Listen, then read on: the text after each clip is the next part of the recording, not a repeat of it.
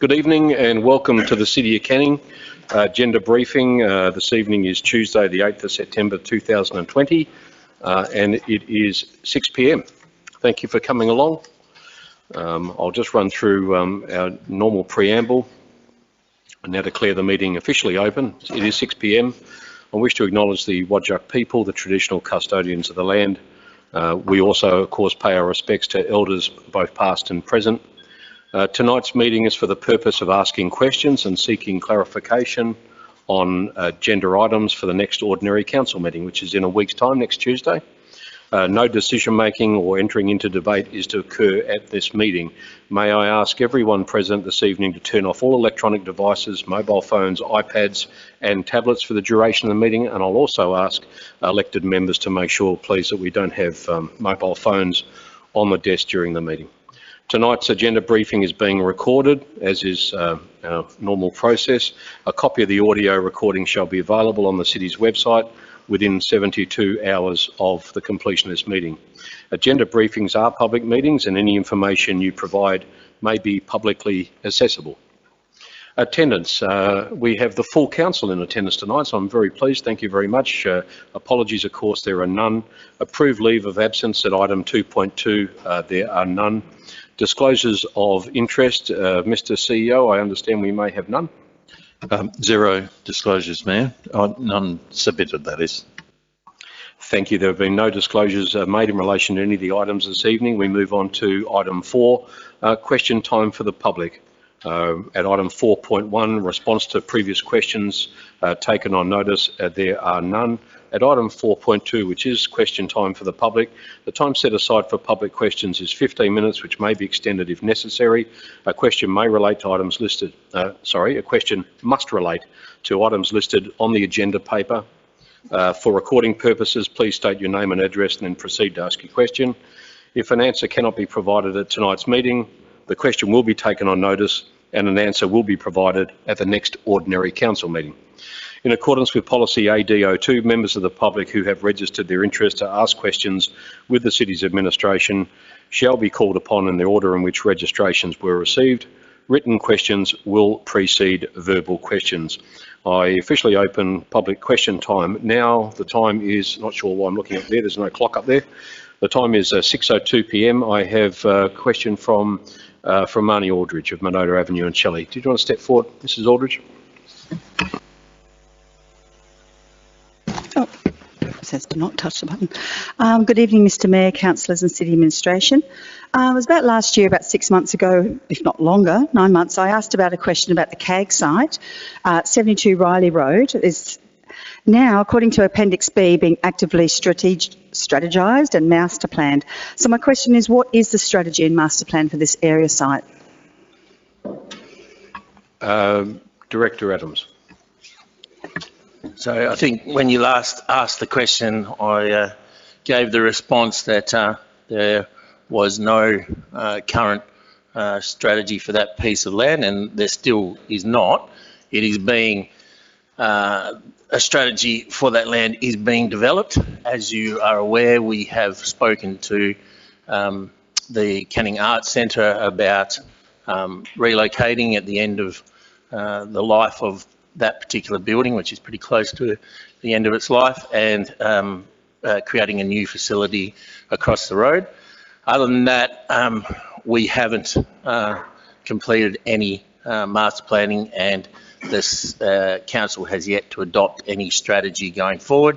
As per the land utilisation plan that's up for discussion tonight, there will be some work done on that land, and it will be on what that land could potentially be used for, and it will be brought back to council for the council to adopt a strategy moving forward with that particular piece of land. So as yet, we are still working on what the potential uses for that land are, and we'll bring something back to council and obviously for community consultation as part of that process. Work in progress, I think, Mrs. Aldridge. Your next question. Thank you. Okay, so which part of Lot 1, 233 Seven Oak Street in the Cannington Leisureplex is going to be sold or not sold? Director Adams. Yeah. So it relates to a parcel of land which, when the Leisureplex was developed, was determined to be a commercial opportunity on that land. So it is land immediately adjacent to the Leisureplex along Seven Oaks Street. Okay.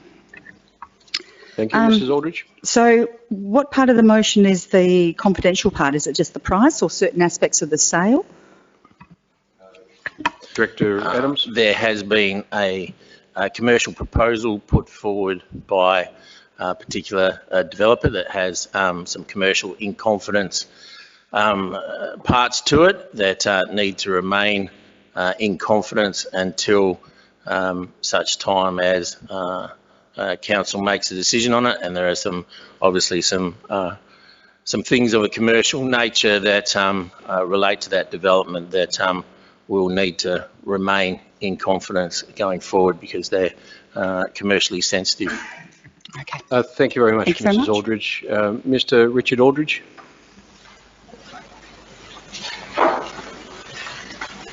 Good evening, Mr Mayor and councillors. It appears at the moment the public open space and other reserves are covered by CM 106, the Strategic Management of Property Assets, and that this policy guides these reserves and public open spaces to be managed with the objective of enhancing their economic capacity. So my first question is that correct, that under CM 106 the city staff have to adopt a commercial approach to the management of public open spaces and reserves with the objective of enhancing those areas' economic capacity? Not sure. Director Adams, do you want to tackle that one? Director Adams. I think that would be somewhat counterintuitive, given that the majority of public open space is for the public to use as open space and is not there to generate an economic return. So no. What we have done through the land utilisation plan is to identify all of the city's parcels of land, what they're currently used for, what their potential future use is, and also established a set of criteria for evaluating those pieces of land going forward and putting proposals to council as to what they're used for. The idea of the land utilisation plan is to get the best use for the piece of land, taking into account environmental, social, economic issues and returns. So it's not about commercial returns, it's about getting the best return for the community in terms of all of those factors, not just one particular factor. Your second question, Mr. Aldridge. Fantastic. When it comes to the revision of CM 106, can we please ask the council to consider ways that it can be written into the policy itself so that parks, recreation, environment are specifically exempt from any of the other clauses which currently guide the City of Canning staff to have to treat those areas as commercial? Your comment is noted, I think, Mr. Please. Aldridge. I'm not sure if we're able to respond immediately right now, but yes, definitely noted. Your third question. No, that's fine. My second question was also answered by Director Adams. Thank you. Thank you. Thank you, Mr. Aldridge. Any further questions from the gallery? If not, we'll move on. Thank you so much. The time now is 6:08 p.m. and in the absence of any further questions, we'll close public question time. We'll now move to item 4.3, which is deputations. There are none tonight. Item 5 is items brought forward for the convenience of those in the public. There are none. Item 6, reports of committee meetings. There are also none. Item 7, reports. There are 3 late items that had not been finalised before this agenda was circulated. On Friday, the 4th of September 2020, 2 of the late items were circulated on the website and the hub. They are CC 048 of 20, the monthly financial report, August 2020, and EN 02420, St James Network Renewal Underground Pilot, in brackets NRUPP.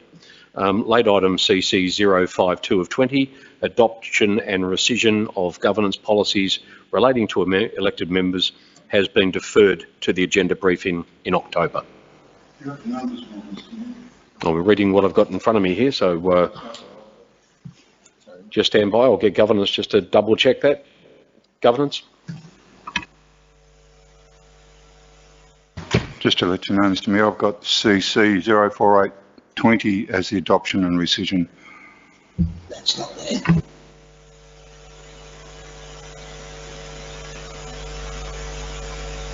You're quite possibly right, Councillor Holland, so... Okay, just for the sake of the record, they were around the wrong way. But I think we know where we are. Thank you very much. We'll just move forward at item 7.1, Chief Executive Officer reports. There are none. At item 7.2, Mr Gary Adams is a responsible officer. The Directorate is Canning Community and Commercial.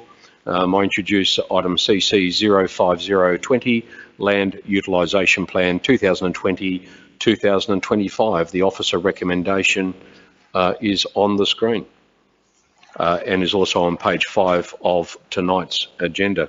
Councillors, are there any questions in relation to this item? Councillor Barry.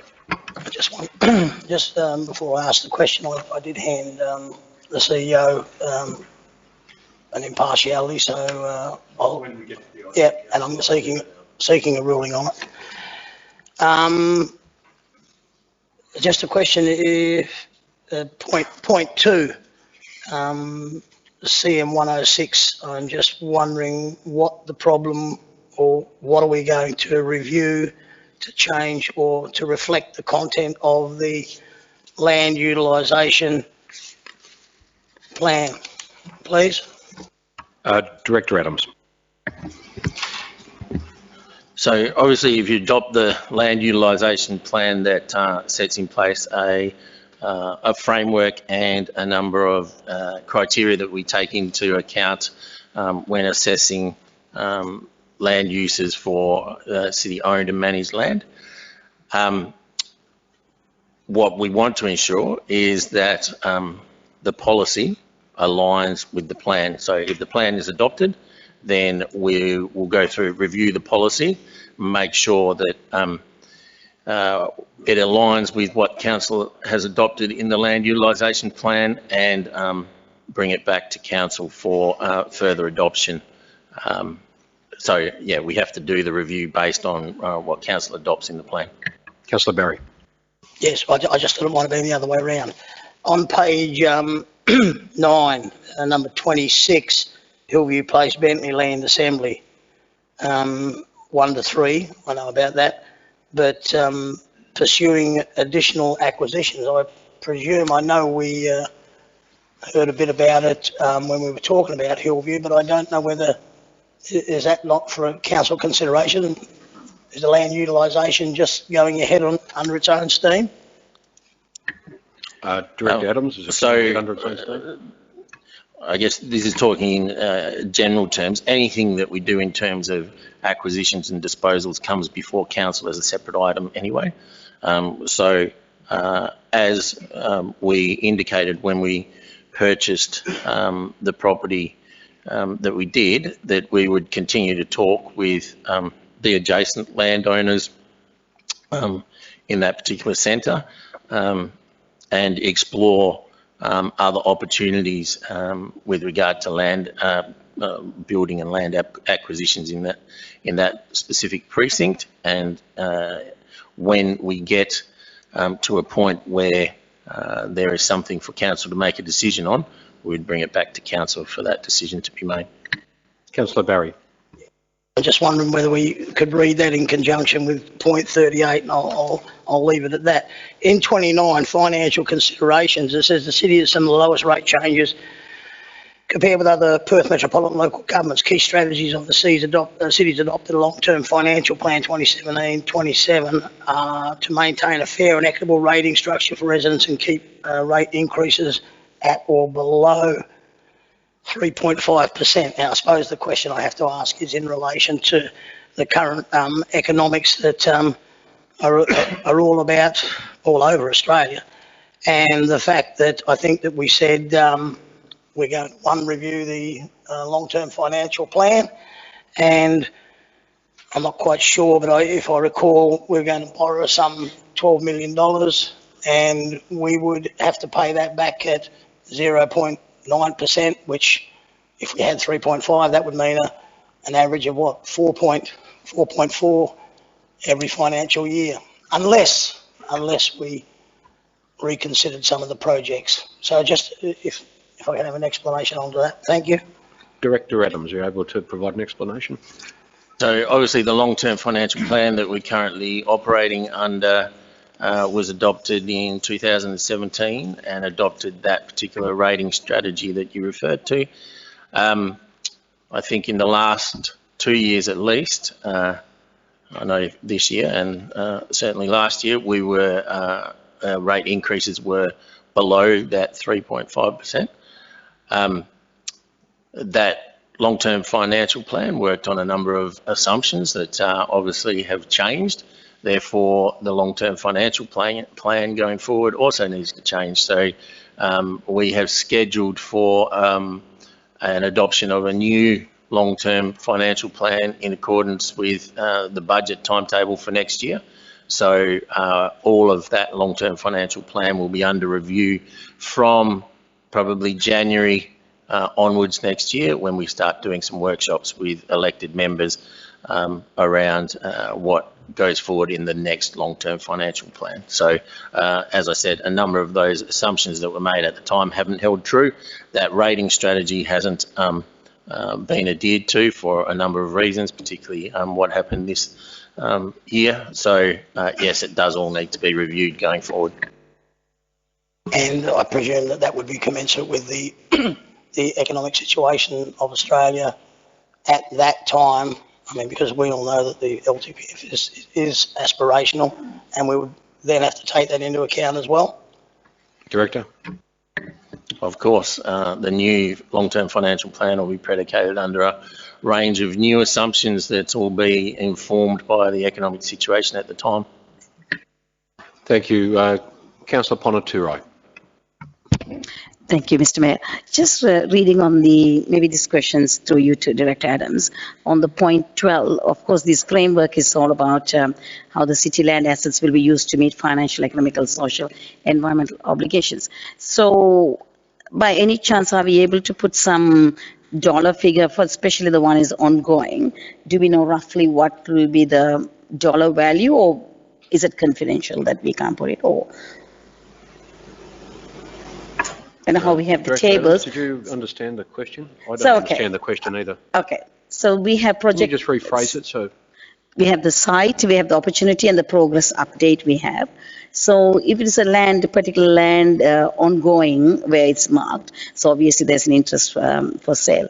But how do we know what value, how much is the land we are forecasting? did you want to perhaps take that on notice? You got it? Okay, thank you.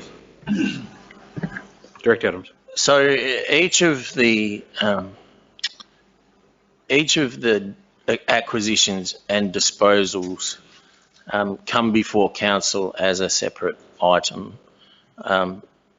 They need to be done that way, and when we do that, council agrees on either a price for disposal or a price for acquisition. So each of those ones where we do have a council resolution, the actual value will be in the council resolution. Some of the other ones where we are doing preliminary investigations, part of the investigation is around what the value of the land is, what the economic benefit of the land is, what the social benefit of the land is, what the environmental benefit of the land is. So until those investigations are complete, it's pretty hard to put a figure on any of that. Councillor Thank you. Ponaturai. Yeah, so I was just my question is, do we actually forecast even a guesstimate figure? So actual can be different later when whether we have acquired or sold the land. But do we put a prediction, a forecast, guesstimate at this time? Obviously, because that will also drive us to sell or buy the land. Thank you. Director Adams. So yeah, that will be done as part of the investigations and the feasibility around each parcel of land and its use. And then, as I say, when we put that in front of council, all of that information is put there in the most accurate and timely manner that we can. So obviously, if we're doing investigations around a piece of land now, but in all likelihood, it may not be sold or disposed of by way of lease for another 18 months, 2 years, it wouldn't be of any great value to do a valuation on it now. We would generally do that within 6 months of the item coming to council. Yeah. Thank you, Councillor Ponaturai. Councillor Bain. Thank you, Mr Mayor. Two questions. So can the city expand upon the sale of its property at 170 McManus Street in Wilson? And secondly, will it look to safeguard the married trees on the lot that's 195, 197 in Ferndale and Ferndale Crescent in any potential negotiations with developers? Thank you. Mr Adams, you're able to answer that, or would you prefer to take that on notice? So lot 170 McManus Street was a piece of land adjacent to Wilson Retirement Village that the city purchased some time ago for, it had a house on it, and it was envisaged that it could result in some expansion of the Wilson Retirement Village. That never eventuated, and the best use for that land was deemed as selling it off so it could be subdivided into a couple of properties for development in that area, which is what happened. So there was a council resolution last year to sell that, and that block of land was sold. Yeah.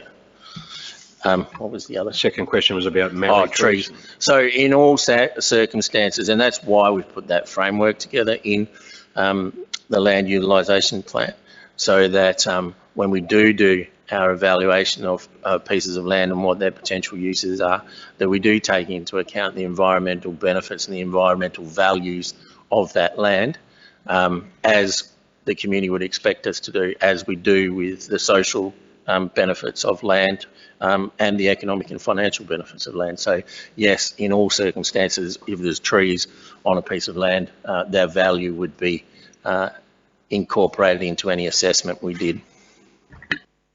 Thank you. Councillor Barry, you're back.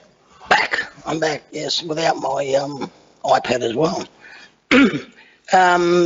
Without breaching confidentiality, 1136 Albany Highway in Bentley, is there some update on that? I mean, I know it's... Can you just give us the reference again? What was the address? 1136, number 8 on that particular chart that Councillor Ponaturai was talking about, I think. Director Adams. Okay, so that's the land that the city purchased the front part from Main Road some years ago with the intention of amalgamating it into the John Street properties that the city owned. That amalgamation was done, an expression of interest was put out, an offer was brought to council, we accepted the offer, however, just prior to that settlement taking place, the purchaser pulled out for a number of reasons, and it was around the time that COVID-19 happened. We have had other offers on that land, but none that we have deemed significant or of significant enough value to bring back to council for a decision. So there is ongoing discussions around that piece of land, but when we get an offer that we believe represents true value for that land and can result in a development that would be of benefit, then we'll bring it back to council for a decision. And one other one, I'm not sure whether it's in the fine writing of those other ones, but the land that we were going to, or in the process of selling to the state government for the MetroNet, the large block where the station is going. I think at a previous meeting we were saying something on the lines that any proceeds would go back into TPS 33, and we had some questions. I asked some questions. Is that the case? No, I think there was a number of discussions at that particular meeting, and I think the discussion that you're referring to is the one around the Canning Vale lots, where there was a council resolution for those lots in the industrial area for the proceeds to go back into TPS 33. The Metronet site we need to bring back to council when the time is right to go through with that particular disposal, and the amount that disposal brings into the city will be determined by council as to what it's used for. So Councillor Barry? under normal circumstances, as I'm reading further on in the agenda, most of the proceeds would go back into land and building. Is that correct? And at this stage, we don't know. Director Adams. So in the majority of circumstances, we would be recommending that the proceeds of land disposals go into the land and building reserve. That way, council can decide at a future point in time where and when to spend that money that sits in there. So yes, that would be probably the default recommendation as to where proceeds from land disposals should go. Thank you, Councillor Barry. No, we've gone to a lot of trouble here, and I hope you're all not too warm. If anyone wants the air conditioning turned up, just let me know. Yeah, we pulled out all stops tonight, and I'm glad you've appreciated it. Thank you, Councillor Barry. Councillor Kunza, yes. Through you, Mr. Mayor. In regard to the strategy itself and the financial implications at 2.3, I've asked similar questions about this for a while in regard to what the city invests into these certain projects in terms of staff time and the costs of certain reports that we pursue and all the costs in a project. Do we intend to start, I guess, quantifying that and helping with the justification of pursuing a certain project? Director Adams. Yes, we, I guess, as you're aware, we've been improving our accounting systems and our reporting systems to be able to get to exactly that point where we can accurately cost internal costs and what they represent as a percentage of projects, and therefore probably more accurately report what the return to the city is. So yes, that is something that we are looking to be able to do. Good news. Thank you very much. Councillors, we'll move on to the next item then, to item CC 052 of 20. The late item title is Monthly Financial Report, August 2020. Councillors, are there any questions in regards to this item? The recommendation is on the screen. No one? No? Oh, Councillor Barry, sorry. Yeah. Councillor Barry. Settle down, folks. Yeah, so did I. Just in relation, and it's not, the page is not numbered, but the first question relates to Fulton Hogan Industries for asphalt services. My question is, and it's only an insignificant amount, but is Fulton Hogan, are they the successful tenderers and do our resealing? Are they the only ones? Did they win the tender? Or do we Director have Adams. a number? Oh, Director Bo, do you want to take that on notice? Do you know? Can we take that on notice, Councillor? All Thank right. you. Well, if you take that one on notice, you'll take the next one on notice. Yep, go ahead. Okay, on the last page, under it's number 026128. It's Professionals Davenport Commercial for an amount of 23,000 and a few extra dollars, and it's classified as a donation. Do we know what that is? Is it a donation? If it's not a donation, can I be apprised of at least what it is? Be appraised, and I think, yes, certainly, Director Bode, did you want to take that also on? Oh, sorry, it'll be Director Adams. Just stand by just for a sec. Can I just have that reference number again, please? Sorry, it's a challenge. 026128, Professionals Davenport Commercial. Donation. Director? Yep, so that is the amount that the city pays on behalf of the men's shed for the rent of their shed in Canning Vale. Oh, right. Yep. Okay, thank you. Thank you. I had Councillor Spencer-Teo. Did you still want to ask a question, or has that been answered now? Okay, thank you. And Councillor Ponaturo. Just to note that we're happy to see that 1,228% of positive variance on economic services. This underground power levy, what is it exactly? How do we get that 1 million? Director Bowe, are you able to? Where did we get that? Did you understand what page you're referring to, or which reference number on the financial report? Okay, it's just on the There's an item balance number sheet. there. On the page 8 on the statement of comprehensive income by program. So the economic services, we have got positive variance, which is great on the revenue, 1,228%.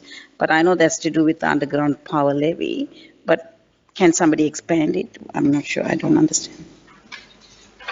Director Bowe, did you understand that question? We're just having trouble tracking it down at the moment. Just stand by. So you're saying it's on page 8? Yeah. Sorry, is it a problem about understanding the question or just the page? Yeah, we're just a reference. It's a big report. We're just trying to find exactly what you're straight referring on the statement. I think we have it now, Councillor. Just stand by. Yeah. Director Adams. So you're referring to the variance that's stated on page 10 under economic services, which is the underground power service charge levied for the full year.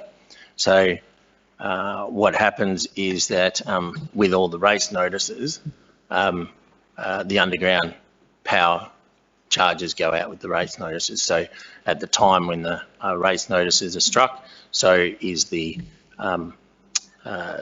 underground power charge. So it all gets brought in as a revenue at the time when we do those calculations and send out those rate notices. So that's why it's showing that amount as a positive variance. Thank you, Councillor. If there are no further questions, thank you. We will move on. Next item is item 7.3 on tonight's agenda. The responsible officer is Director Graham Bride, the Director of Canning Sustainable Development. It's SD 018 of 20. The title of the report is Canning City Centre, approval of Cecil Avenue East costs, Department of Communities land agreements and impacts on the long-term financial plan. The officer's recommendation is now on the screen. I understand it's also on page 32 of tonight's agenda.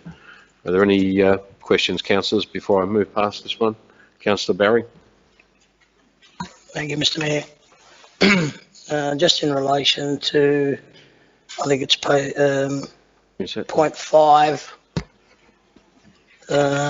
Mercy Care. I think there was a brief discussion about that or today.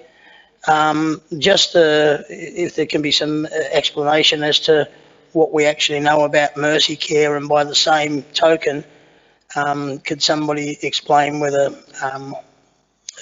Giorgio have put in a development application at the moment as well? Mr. Bride, I'm just wondering, would any of that be confidential information or commercial in confidence? Director Bride. Thank you, Mr. Mayor. Just in terms of the Giorgio lots, the two lots to the south or the west of the Mercy Care site, as far as I understand, there's no development application that have been lodged yet for those two properties. And in terms of the Mercy Care site, certainly that land holding is of strategic importance to Mercy Care. It may be that the development application is not forthcoming as early as we would have liked, but certainly they haven't moved away from that site being a future large development for that particular organisation. So when you look at the fact that this particular street would be upgraded and delivered around the end of 2022, certainly we're still hopeful that some work or some activity on that site may be not that far from that particular date. We've also got the Department of Communities on the other side of the road that are looking hopefully at commencing their investment. And our perspective is that if we can upgrade the infrastructure in the area, it'll actually promote further development activity rather than not investing in this sort of infrastructure. Councillor Barry, have you got a further question? Yes, thanks, Mr. Mayor. Just 9, and I don't know whether it's the same song as before, but in 9 it says city centre long-term financial plan. Given the city has implemented some of the phase 1 projects in light of the depressed property market, COVID, Urbis property and economic consultants have been given the job to undertake an independent review of the program. I mean, does that have any effect on the whole shebang or not? Director Bride. Yeah, what Urbis had found is that we've only implemented obviously the first couple of stages of the Canning City Centre, but certainly some of those objectives were being met. In terms of the uptake of development, we certainly have been more conservative in the model in relation to future development applications. So we have taken that into account. We've modelled it, the numbers even more conservative than we had done. So certainly the 25,000 residents, I guess that's what can be delivered in terms of how long it takes to get there. Certainly we've, I guess, reduced our the timescale or the urgency of that development uptake. That's been offset by the number of grants, the increase in grants that we've got. So if you see the graph in the report in terms of how we're tracking against the 2018 model, certainly we're on par and delivering in accordance with the long-term financial plan. Councillor Barry. Question in 25, it talks about the proposed legal agreement will formalise A through to G. Is that underway, or have we got an idea just how long that will take in relation to all that I've asked just previous? Director Bride. Yes, certainly if Council does agree to authorise the CEO to execute that agreement, they're the terms in which that agreement will be formed, but certainly if Council does support the officer's recommendation, we're hopeful we could act on that agreement, if not before the end of this year, early next year. And just the last one, 45, it talks about now an estimated $83.3 million by year 10, which is 2027. I mean, what was the original sum? I think was it 70 or something like that?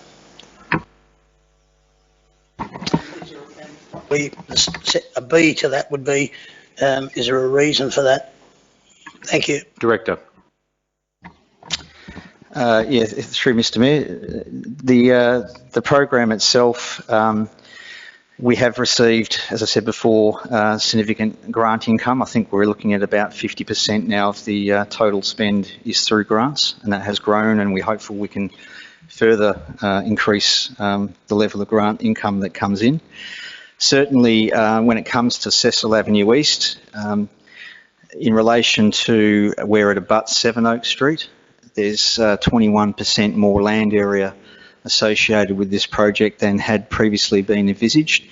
As you can appreciate, to butt Cecil Avenue up to Sevenoaks Street, you need to go into Sevenoaks Street and create a uniform urban form. So that's the reason why the cost, I guess, of the overall program has increased. But again, that's been offset by the grants. Thank you. Councillor Bone. Thank you, Mr. Mayor. Can the city please provide some more information in regard to its plans for the bus parking bay that's currently on Cecil Ave East and also the athletic track? Thank you. Sorry, Mr. Mayor, I might get Mr. Troy Bosich to explain the bus layover, and then he can have a crack at the other one as well. Thank you. Yes, through the Mayor, the PTA are actually given the City of Canning $250,000 to construct some parking embayments along Sevenoaks Street, outside the old tax office site and outside the old tax office car park. And they've acknowledged that those bus embayments won't be permanent. Should a development occur on those sites and they need to be removed, we will be able to remove them. So they're not permanent, it's just a short-term solution until something's done with the bus station at the Kennington station. Sorry, Councillor Bain, did you have a follow-up? And the athletic track? I think I missed the end of you. Oh, the athletic track. Are you able to answer? I might get Gary McCulloch to answer that one. Gary, the query from Councillor Bain was in regards to the athletic track. Councillor Bain, did you want to just, I'm not sure if Mr McCulloch was, did you want to reframe the question? Well, there's money on the budget to look at the feasibility of removing that athletics track once it's finished its useful life, which is probably another 6 years or so. We're looking at that now through Director Bowes' directorate to see where potentially it might go.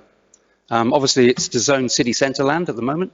It's a pretty valuable asset, and it may be looked into being removed at some point in the future. So there's a process we're going through to try and understand what the value is to the city if it is relocated, and how we do that with some partners in other LGAs. Okay, thank you very much. There's no further questions, councillors. We'll move on to the next item. Thank you. Oh, Councillor Kunze, you had a question? With respect to 38 and the projects that have changed in their schedule year compared to the rescheduling of the year, with respect to the Carousel Road upgrade being pushed back 10 years to fit in with the Centre Group Stage 2, how does the proposed Cecil Square, is there any contingencies for what might happen there, given that it's a centrepiece? Most of us won't be around at that point in the, I guess, development. I was just wondering if it never is envisaged the way we want it to, whether there's any contingencies on what can happen in terms of a centrepiece. Director Bride. Yeah, through you, Mr Mayor, certainly we're still hopeful. Obviously the retail environment has changed markedly, but certainly stage 2 at this stage is not likely to come forward in the next 5 or so years. In terms of whether there could be another location for a square, obviously that was perfectly located midway between Sevenoaks and Albany Highway. We do obviously own some land in relation to the athletics track, so there is some land further up Cecil Avenue which we do have some ownership of. But yeah, we'd have to relook at where we could relocate that particular square. It certainly is. It was really going to work specifically with the level of development around it. So as you can imagine, stage 2 flanked that particular square, the sorts of land uses and the activation that was, I guess, going to be formed alongside that square was going to work as a package with that particular development. So yeah, there is, you know, in terms of contingency plan, we'll certainly have to look at that in the next couple of years as to whether we can look at some additional squares. We have in Cecil East implemented or looking at nodes. So you'll notice in the plans of Cecil Avenue East, we've widened certain areas to create little nodes along that particular walkway. So there's some of the ways we're mitigating that, but yeah, it's one that we'll have to definitely bring back to council at some point in the future. Thank you, Director. Thank you, councillors. We'll move on to the next item.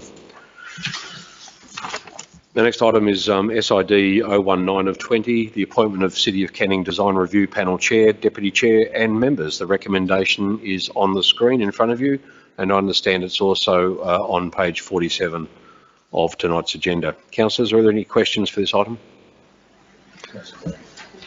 Councillor Barry, did you want a lapel mic or something? Will that be easier for you? Go ahead. You know it's not compulsory to ask a question on every item, but anyway, go ahead. No, just number 13 on page 50, it says a planning policy shall not bind council in respect of any application for development approval. However, the council shall take into account the provisions of the policy and objectives which the policy was designed to achieve before making its decision. Given that most of this is delegated authority, we don't see it. I'm just wondering, is the administration speaking on behalf of us there or not? Director Bride, sorry. Yeah, through Mr Mayor, that simply states that a local planning policy adopted by council is to guide development. Obviously, in this case, I mean that's a standard clause that would be in every policy report. certainly in this case, this policy doesn't guide development outcomes. It only really guides the formation and activities of the design review panel. But certainly if there are any variations to the policy that are outside of delegation, that will be brought to council. Thank you, Director. The reason I ask is because it was about design review panel, and I was just curious as to why it was there. But anyway, thank you for the answer. No worries at all. Thank you, councillors. We'll move on to the next item, which is item EN, well, it's item 7.4 on tonight's agenda. The responsible officer is Director Warren Bowe, the Director of Canning Environment. The item is EN 020 of 20.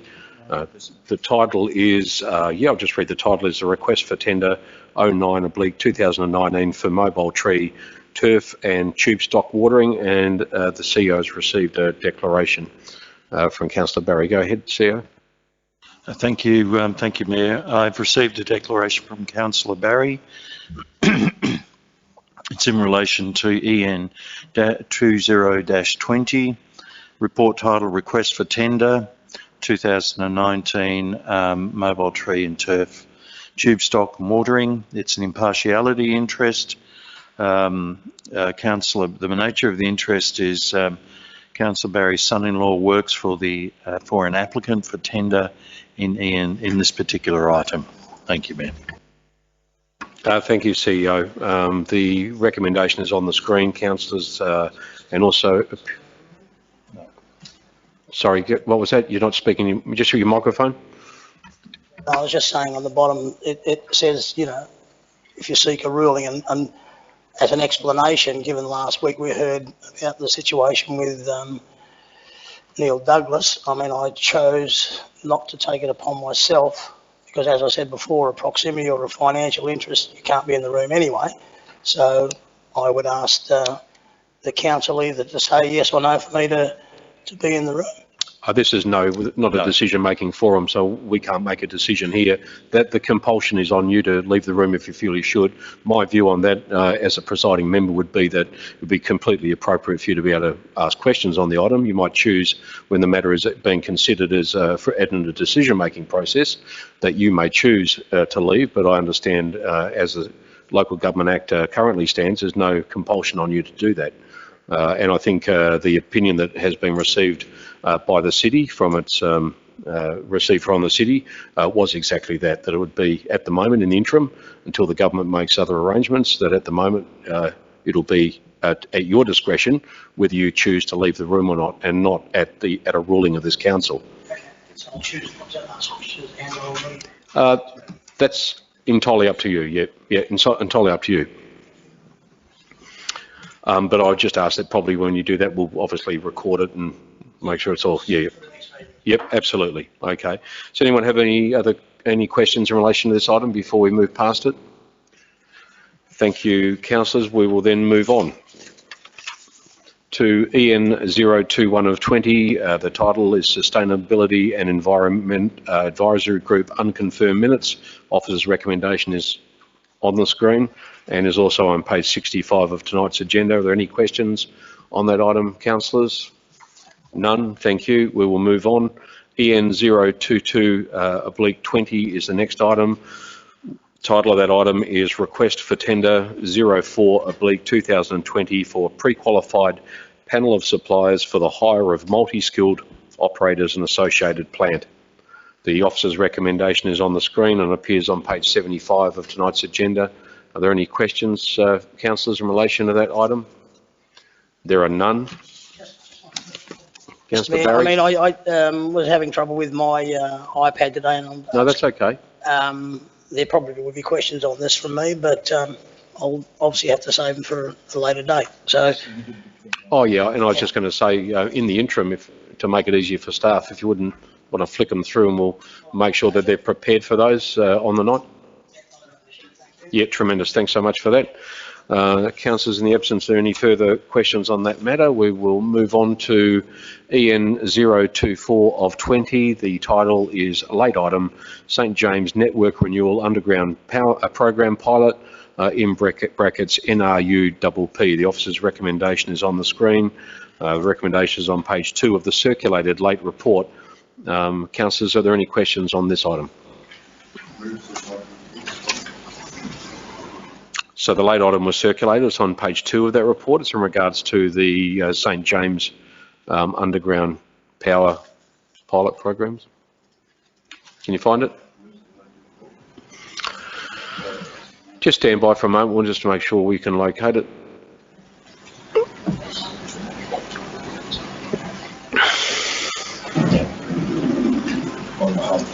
You know you're in trouble, Councillor Holland, when you've got Councillor Barry coming over to help you with your technology.